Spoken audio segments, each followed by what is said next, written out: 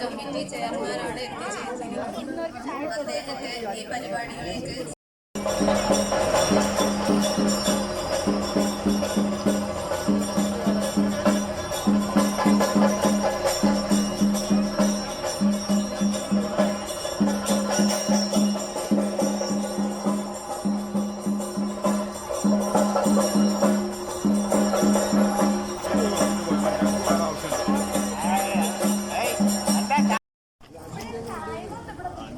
അതുപോലെ ഇവിടെ എത്തിയിട്ടുള്ള പ്രിയപ്പെട്ട ആശാ വർക്കർമാർ, ആരോഗ്യ പ്രവർത്തകർ, പ്രിയപ്പെട്ട നാട്ടുകാർ, കുടുംബശ്രീ പ്രവർത്തകർ,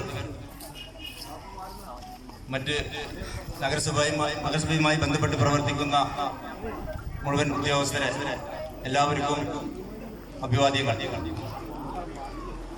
വളാഞ്ചേരി നഗരസഭ കഴിഞ്ഞ 5 വർഷമായി ഈ ഭരണസമിതി അധികാരത്തിൽ വന്നതിന് ശേഷം ഒട്ടനവധി വികസന പ്രവർത്തനങ്ങളാണ് വളാഞ്ചേരി നഗരസഭയിൽ നടത്തിക്കൊണ്ടിരിക്കുന്നത്. ഏറെ ശ്രദ്ധേയമായ ഈ പ്രദേശത്തുകാരുടെ ഒരുപാട് കാലത്തെ ആവശ്യങ്ങൾ ഇന്ന്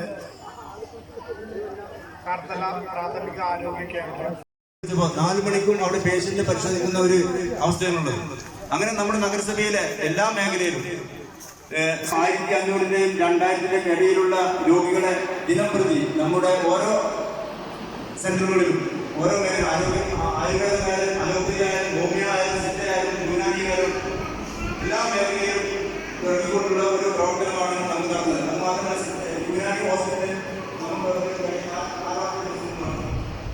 സംസ്ഥാനത്തിൽ യുനാനി ഹോസ്പിറ്റലാണ് കാരണം ഈ 4 ഹോസ്പിറ്റലിൽ ഒന്ന് നമ്മുടെ നഗരസഭ കിട്ടി എന്നുള്ളതാണ്. അതുപോലെ കൊലമംഗലത്ത് ഇപ്പോൾ വാടക കെട്ടിടത്തിലാണ് ഉള്ളത്.